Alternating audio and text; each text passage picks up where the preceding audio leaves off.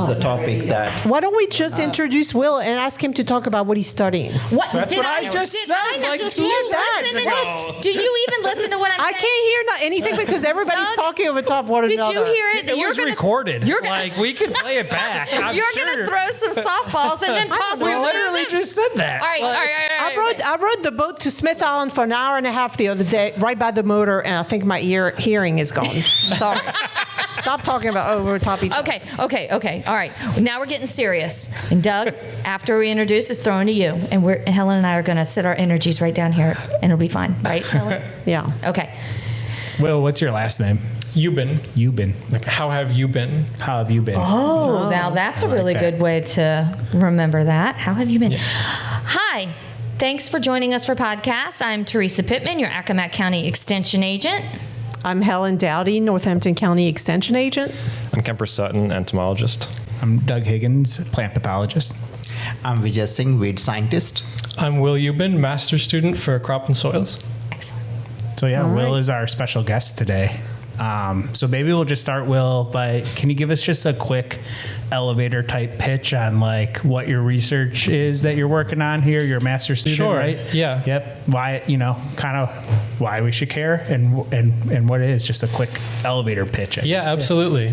So I'm working on a cover crop project here. It's been a long-term cover cropping study. I think it's approaching like 12 years now.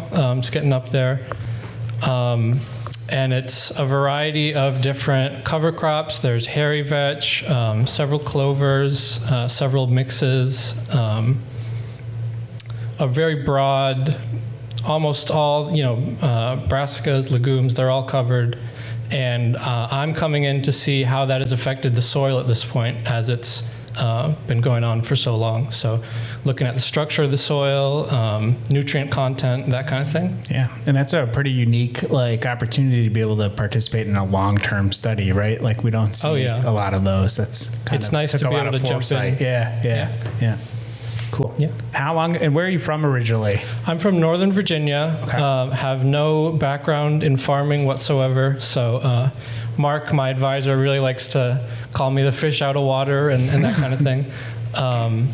But I'm really enjoying it. I'm loving it out here. I come from a much more busy place, so I'm really enjoying life out here and getting to learn everything about farming. Just it's all brand new to me. Yeah. So. And so for those who don't know, you spend most of your time here on the Eastern Shore, but you go up to Blacksburg to take some in-person classes. Yeah. Yep. So actually, this Friday I'll be heading back to Blacksburg, and I'll have a semester there, and the remaining time I'll be out here on the shore. Cool. Yeah. Awesome. Well, we're glad to have you. Welcome Thank you. to the podcast. Yeah, I'm glad you enjoyed being here too. Yeah. That's awesome. Oh yeah. Yeah, not everybody does. I mean, we do because we live here, right? All So right. what's going on Helen? this week? It's been so we've got this downpour today, which is a little too late for some farmers. But the main thing that I've been seeing is what we've been doing our pheromone trap monitoring. And so a couple of weeks ago, we had like a pretty big flight of cornea worm. And now looking into the soybean fields, particularly because they're between R1 and R5, we've got a large population of cornea worm, more than that we had, let's say, last year. Not so much stink bugs, but lots of cornea worm. I sweep netted a few fields, and like down south past Cape Charles, everything was over threshold. And I don't know if you want to talk about the threshold calculator, Camper. Yeah. That's really helpful in a good determining, especially where the soybeans are. And I know not in Accomack County. You have some beautiful soybeans up there, but we have some really dreadful soybeans down the road, and farmers are just some of them. Should we cut that? No. Oh. It's fine. And, a lot of question is, well, is it really worth me putting, some more money into this Well, crop that's a at good this question point? because even though mine are really pretty, at what point? when is the recommendation to not make another application of pesticide or insecticide for corn earworm on beans? And that calculator is great. Because my thresholds are high. Yeah, so to answer the first part of that question is we typically don't recommend insecticide applications after R5. Got it. So that pod development stage is the most critical part. Okay, good. So that being said, NC State has a really cool calculator. If you go online and Google NC State corn earworm economic threshold calculator, it'll give you a link right to it. This is a really cool tool that was developed by them that basically is really interactive. So they have a part that's for your sampling method. So there's two common sampling methods we do, which is beat sheets, which is laying a cloth on the ground and beating the plants over the cloth. The insects fall out on the cloth and you count them, or using a sweep net. And you can enter that information in, and then it's actually, the coolest part I think is it's asking what the price of soybeans is that year. And so then based on that and the width of your beans, it'll actually tell you what your threshold should be given on your input costs and all these things you can enter in specifically for your operation. And so especially this year where our bean prices are pretty low, this interactive tool can be a great way to cut back on the number of applications we're putting while still really maximizing that profit. That being said, this is a great time to use it because as Helen just mentioned, we're seeing above average corn earworm pressure in soybeans this year. I've been working with her a lot, evaluating some pesticides, going to these fields after she scouted them. And so a lot of the fields, like she just mentioned, are over threshold, and it's probably time for an application. So, again, when you're determining if you need to or not, and you're interested in, using these thresholds, I highly recommend it, and now's the time to do it. Yeah, and so that calculator, like you said, you have your input. So, for example, if you put in the price per acre of a pyrethroid versus something like a diamide, which is much more expensive, then the threshold is much lower. I think I had put in earlier this week, at the price of somewhere like $9 for soybeans in October, the price per acre for pyrethroid, and then the threshold was like 1.8 corn earworm per 15 sweeps, versus if you put something like a besiege, it was like 4.5 corn earworm. But I've done some sampling, 6 or 7, 15 sweeps in fields, and I've gotten up to 10 worms in some fields. So really high, kind of high pressure. And we know, and Kemper, you can talk about that as well. So drought conditions create different conditions for corn earworm, and we typically see higher pressure. Yeah, and that's certainly been the case this year. We've seen, well, at least down south, there's been a lot of drought this year, and that's really promoted this stressed plants on number one, but also corn earworms developing on them more. I think it's a complicated issue, but I also think that we're picking corn a little bit earlier this year. It's been drier. They haven't, they're senescing quicker. So I think now the soybeans, at least our full season soybeans, are putting pods on. So we have like a complex that's really promoting, this corn earworm pressure. And we've had several different migrations. I think my traps here in the station have been popping off in the triple digits some weeks for the amount I'm catching in my traps. And so, yeah, it's not a good situation, but a tidbit in terms of if you're looking to make any recommendation or insecticide applications, a couple of my recommendations are, we have seen some stuff, if you want to get stink bugs and corn earworms, there are some combo products such as Besiege that has 2 different modes of action. That's going to be a little bit pricier. The active ingredient in Besiege that's going to kill the corn earworms is going to be chlorantraniliprole, which is a diamide. I will mention that working with Helen this year, we've been sampling some fields across Northampton County as well as the state, and we're seeing decreased efficacy in the control of corn earworms with the diamides. So, for example, a couple of the fields, typically we see, pretty high mortality over the past 20 years with corn earworms and diamides. This year, testing 3 or 4 different populations in Northampton County, even at a double rate, we've been seeing only probably about 60% mortality.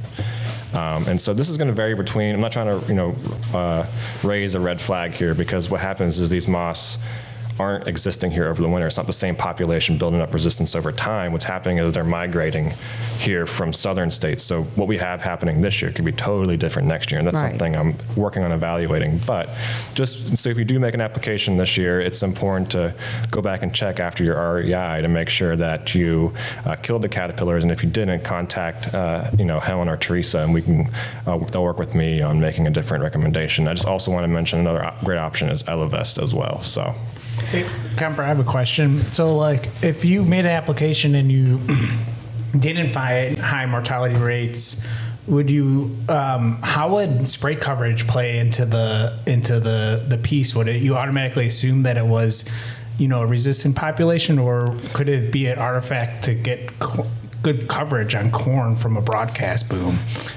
Yeah, so specifically with corn, we don't do a lot of applications of diamides. This is more catered towards the soybeans. Oh, right. Okay. But still, as you get this canopy closure, the corn earworms are protected to a certain degree by the canopy. So if you're driving really fast, for example, the coverage obviously isn't going to be as good as if you were driving slow. So there's been a lot of work done looking at coverage and how important that is to get them.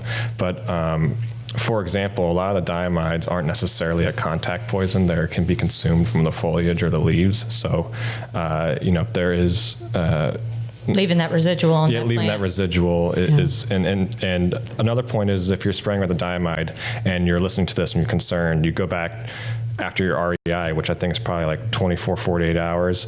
The thing about diamides is you're not really going to see your highest mortality until about 72 hours. So if you're listening to this, you go spray your diamide and you go back 24 hours later, they're probably not going to be dead yet. So just give it about 3 days and go check. And there's like a feeding cessation, and so they just sit there and...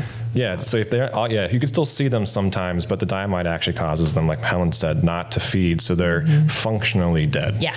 But they will ultimately die as well. Well, they'll start. And I mean, in the past, what we've done, and I'm thinking about this in terms of like Colorado potato beetles, not cornea worm, but if there was an issue with a field that had, we may be suspecting, resistance, then Kemper would step in and collect some of the population from the field and then do further testing in the lab to figure out, kind of narrow in onto, hey, is this really a resistant issue or is it a coverage issue? Yeah. Yeah, and is it like, and you guys work with thresholds a lot in entomology, like, is there, like, if let's say you waited too long, like, could that be an artifact also of like seeing not good kill if there's too many insects out there and you're past, like, you're too far along, right?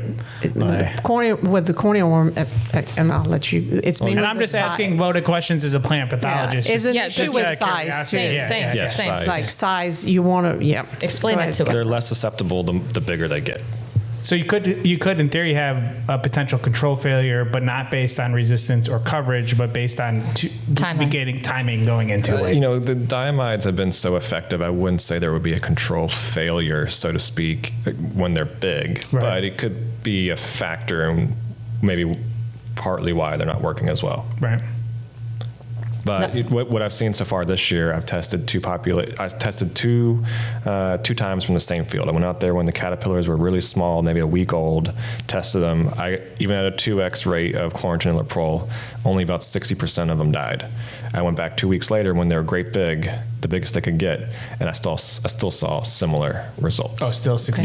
Yeah. So and it didn't matter. He's going to repeat again. We were supposed to go collect worms, but they've been pouring. Yeah, we were going to go out today, and it was pouring. But we're constantly collecting, more field populations. So anyone at this table or listening, if you have caterpillars, let me know. We'll come and test them from your farm. Do they get knocked down in a heavy rain like this? Or no? Like, will they get knocked off the plants? Probably, but they'll get right back up. They'll get right back up quick. They're pretty rough, pretty tough. Another conversation that I had with a grower, and what I've been noticing this year in comparison to last year is there are some really hot spots of soybean aphids. So aphids secrete honeydew, and then it creates sooty mold. And I've seen like a lot of honeydew and a lot of sooty mold. And so I went in this field yesterday, and so when you try to determine whether you have an issue with soybean aphids, the threshold is 250 aphids per plant. But That's a lot. you shouldn't. That's a lot. To count, right? Right, wait, but I mean, you can have thousands. I've seen plants with thousands yesterday. I'm just thinking like going through and having to count I those know. for the threshold. Like that's a lot of aphids to count You per tend plant, to like right? do Yeah. like 10, 20, Yeah. The difference is she loves that. So, like that's her. I'm just thinking for the favorite thing to average do. non-entomologist, She rides like, around, that's a lot. Yeah, yeah. right? Like you and I are not interested at all. Like who wants to do that? But for Helen, she rides around with blacklight trap bags in the back of her, dead bugs all in her car. Like what the It what? smells like dead bugs. So there were some fields where it was just hotspot, but this one field I was in, and I was talking with camper, it was just soybean aphids everywhere, sooty mold, sticky plants, but there were also a lot of lady beetles and a lot of cornea worm. So we're having this conversation like, hey, so if you put a pyrethroid, you may flare up your aphids, you're going to kill your lady beetles. So, then the grower wasn't at threshold for sting bugs, which is 5 sting bugs per 15 sweeps.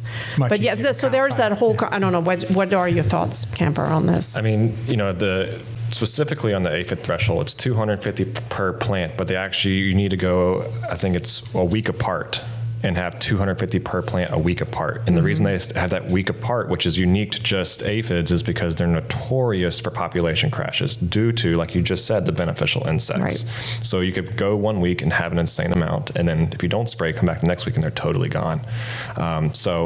But if you're worried about stink bugs and you go out and you count 250 and you go ahead and spray that pyrethroid, you may end up hurting yourself more than you want, because you end up killing off those lady beetles or whatever it is that are going to be doing the natural work for you, and then you're going to have to come back 2 weeks later, have that 250, and have to make a follow-up application. I think that's a great reminder that all of these things that we're talking about, especially the thresholds, especially the biologicals, are all integrated pest management strategies that we use everywhere and all year long. They're also IPM, integrated pest management strategies for weeds and diseases that maybe we could talk about on a different day. But that's a reminder that we're not just, we as the agriculture industry are not just out there, willy-nilly spraying for stuff. We're actively looking to see if we have a problem, what that problem is, and how we mitigate it, and based on the current conditions at the time. So great job talking about integrated pest management, and we knew, but other people didn't even know we were doing it. Yeah, and I think the circle back just real quick on the aphids is it's not only something we're seeing here on the shore. I have them on the station here. It's all across the state this year. We've seen, working with Tim Bryant, our row crop entomologist, they're seeing a lot of aphids everywhere. So it's not just a here problem, it's an everywhere problem. And we kind of tested to a little bit of cooler weather, I should say, the past couple of weeks, and they kind of snuck in here because they'd like the cooler weather. Yeah, we So. did have a nice little break. 70 degrees, yeah. Yeah. And then I started seeing them after that. And they typically, I know from doing the research here on the station, in the fall is when we get the aphids, when you get those cooler temperatures at night and so on. But I'm sure this pounding rain has knocked some of them off. I think it's supposed to be a little bit cooler still, right? So, these aphids probably aren't going to be, they're still going to be on our radar, not going away anytime soon. And so just be careful when you're out in your field, because if you do go and see that 250 about 5 or 7 days apart, then be considerate of what you're spraying and when, if you're trying to control corn earworms, but also reduce the aphids. There are some other options. So happy to talk about that with you personally if you want to reach out to me or any of the agents, but also the row crop pest management guide for Virginia has all that information as well. That is excellent. I think the big takeaway is be out in your field, be observant, and even if it only takes 5 minutes by driving by your field in the morning while you're drinking coffee, just walk out there and see what you got. Yeah. Scouting scouting is big. It's a Don't big part. hesitate to, reach out for questions or whatever. I think we've hit our 20-minute mark, and I know that we've got stuff to do this afternoon. But in the next couple weeks, I know we were talking about maybe we were talking about some of our topics. VJ, did you write down? Because I'll forget it if I don't write it down. What were we going to talk about next week? It was something to do with drones.